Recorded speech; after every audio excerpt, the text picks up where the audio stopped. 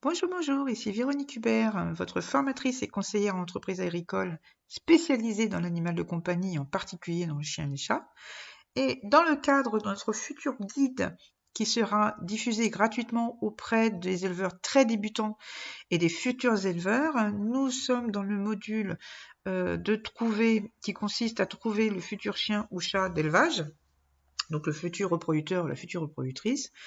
Et là, nous attaquons donc l'étape de se renseigner pour savoir quel est le degré de connaissance de l'éleveur par rapport à la race qu'il élève. Alors, il est évident que, enfin en tout cas pour moi, il est évident que pour moi, si je devais démarrer un élevage, m'adresser à une usine qui vend 2000 chiots par an ou 2000 chatons par an, qui a une connaissance très floue de la race parce que finalement, la seule chose qui l'intéresse, c'est de savoir si ça se vend ou pas, qui évidemment n'y connaît pas grand-chose en tares héréditaires ou en soins particuliers à apporter, eh bien, je préférerais évidemment aller voir quelqu'un qui s'y connaît un minimum sur la race en question.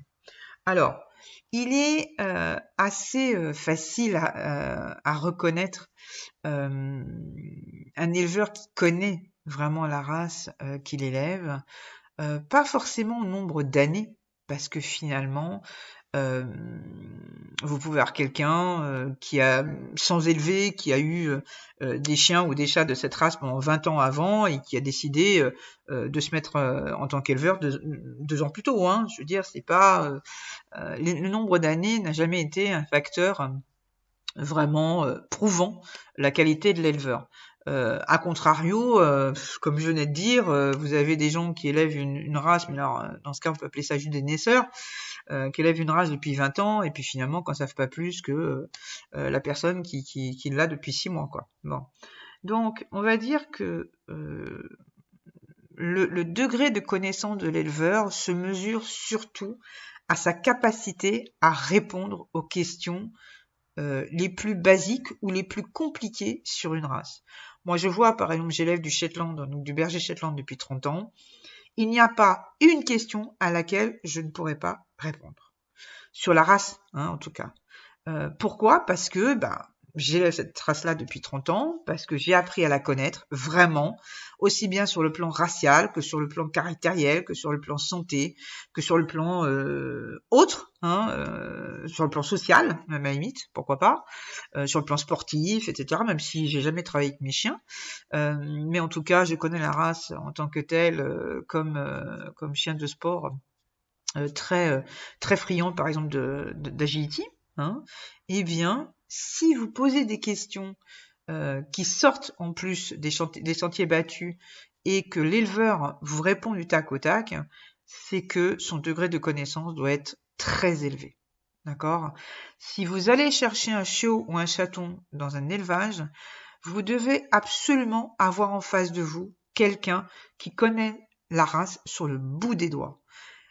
Il est hors de question que, par exemple, vous achetez un chiot ou un chaton chez un éleveur, et puis 15 jours après, parce que vous, par contre, vous arrivez, vous ne connaissez pas forcément, d'accord, et que 15 jours, 3 semaines après, il y a ou un comportement qui vous surprend, ou un petit problème de santé qui n'est pas courant, ou des choses qui apparaissent physiquement sur l'animal, ou peut-être le changement physique, peut-être, par exemple, sur Shetland, on sait qu'il y a le changement de poil vers 4, 5, 6 mois, c'est vrai que c'est toujours très surprenant d'avoir tout d'un coup un chien à poil ras à 6 mois parce que il a perdu tout son poil de bébé, par exemple. Bon, eh bien, tout ça, ce sont des questions que vous devez pouvoir demander à l'éleveur et il doit pouvoir y répondre sans avoir à réfléchir.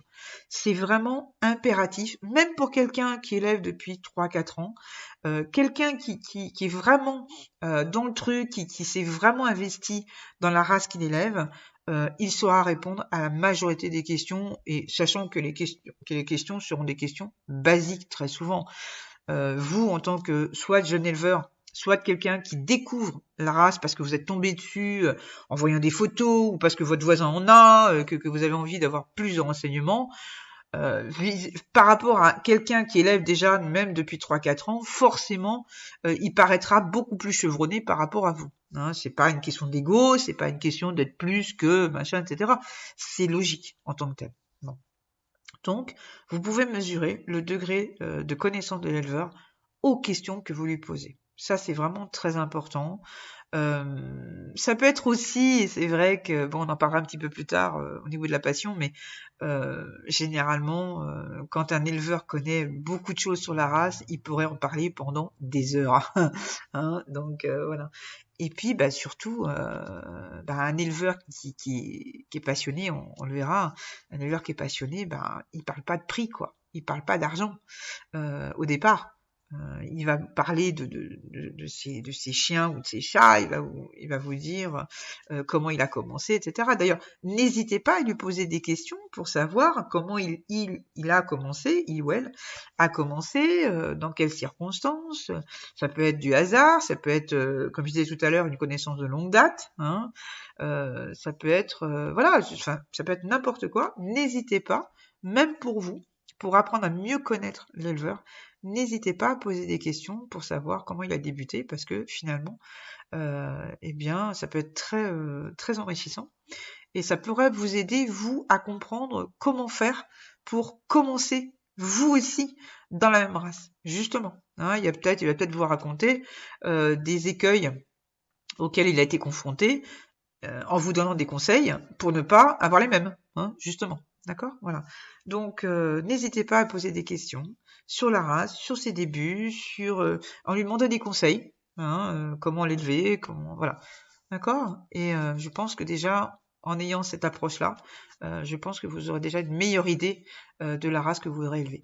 Voilà, j'espère que cette petite vidéo vous aura plu et je vous retrouve très bientôt.